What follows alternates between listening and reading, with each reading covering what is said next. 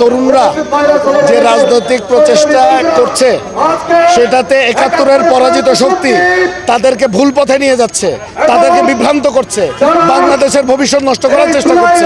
আমি আমাদের তরুণ ছোট ভাই বোনদেরকে বলবো, ৭১-এ যারা অপরাধী তাদের সাথে না মিশে বাংলাদেশের গণমানুষের সাথে মিশুন, গণমানুষের রাজনীতি ধারণ করুন, তাহলে আর এসব শিষ্টাচার বিবর্জিত কথা আপনাদের মধ্যে বের হবে না। বাংলাদেশে বহুমতের রাজনীতি থাকবে, কিন্তু কোনো বক্তব্যই যেন রাজনৈতিক বা সামাজিক শিষ্টাচার বহির্ভূত না হয়। যারা বাংলাদেশে মব কালচার সৃষ্টি করে এবং শিষ্টাচার বহির্ভূত বক্তব্য রেখে বাংলাদেশকে অস্থিতিশীল করার চেষ্টা করছে এবং বাংলাদেশের নির্বাচন বিলম্বিত করার চেষ্টা করছে, তার বিরুদ্ধে বাংলাদেশ জাতীয়তাবাদী দল জনগণকে নিয়ে প্রতিরোধ করে তুলছে। আপনারা দেখতে পাচ্ছেন স্বাধীনতা বিরোধী যারা ছিল তারা আজকেও বাংলাদেশের স্বাধীনতা, সার্বভৌমত্ব এবং উন্নতির অন্তরায় আছেন এবং তারাই সেই গোষ্ঠী এই ধরনের মব কালচার এবং এই ধরনের অপসংস্কৃতি সৃষ্টি করছে রাজনীতি। দেশে নির্বাচিত সরকার ছাড়া আইন শৃঙ্খলা পরিস্থিতি কন্ট্রোলে আসার সুযোগ নেই। সরকারের উচিত দ্রুততম সময়ের মধ্যে নির্বাচন দিয়ে একটি নির্বাচিত সরকারের ক্ষমতা হস্তান্তর করা। শহীদ জিয়াউর রহমান এবং ২৪-এর গণঅভ্যুত্থানের এক দফার রূপকার তারেক রহমানের বিরুদ্ধে যেভাবে কটূক্তি এবং ছবিকে অবমাননা করা হয়েছে, এগুলি বাংলার জনগণ সহ্য করবে না।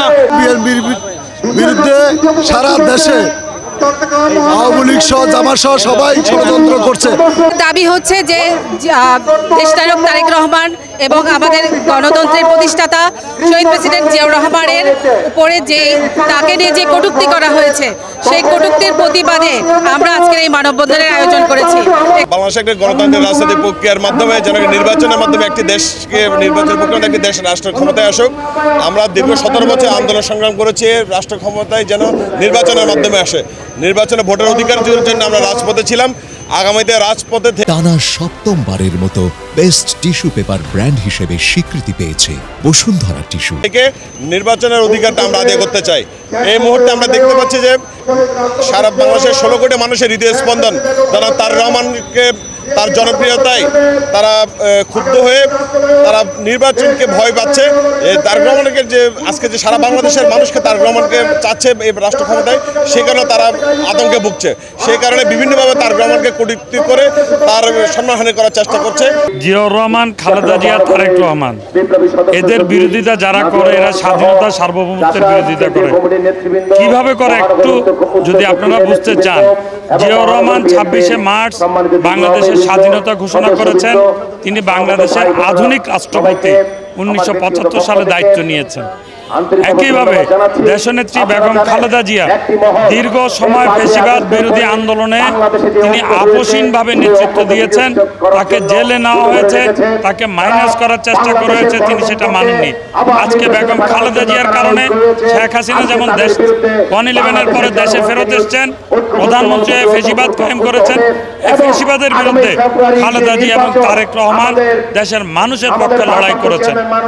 যারা দেশের মানুষের পক্ষে লড়াই করেন তাদের বিরুদ্ধে কথা বলার অর্থ হলো দেশের বিরুদ্ধে কথা বলা, দেশের জনগণের বিরুদ্ধে কথা বলা, স্বাধীনতা সার্বভৌমত্বের বিরুদ্ধে কথা বলা, গণতন্ত্রের বিরুদ্ধে কথা বলা। আমাদের ১৭ বছরের আন্দোলন ছিল মানুষের ভোটের অধিকার ফেরত দেওয়া। আজকে যারা রাষ্ট্রীয় ক্ষমতায় অন্তর্বর্তীকালীন সরকার আছেন, তারা কৌশল করে এই ক্ষমতাকে প্রলম্বিত করার চেষ্টা করছেন।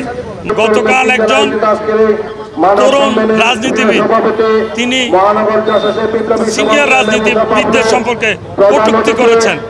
আমরা এটা নিন্দা জানাই এবং তাকে অলরেডি তাকে ক্ষমা চাওয়ার জন্য আমরা অনুরোধ করছি। যদি এটা না করেন তাহলে আপনার ভবিষ্যৎ অনিশ্চিত হয়ে যাবে। সরকার ঘোষিত আগামী ফেব্রুয়ারিতে যে নির্বাচন, সেই নির্বাচন কেউ ষড়যন্ত্র করে সেই নির্বাচন বাধাগ্রস্ত করতে পারবে না। বাংলাদেশের জনগণ ঐক্য রয়েছেন। আগামী ফেব্রুয়ারিতে নির্বাচন, সেই নির্বাচনকে বানচাল করার জন্য একটি গোষ্ঠী ষড়যন্ত্র করছে। বাংলাদেশের জনগণ ঐক্যবদ্ধ রয়েছেন। ইনশাল্লাহ আগামী ফেব্রুয়ারিতে নির্বাচন হবে।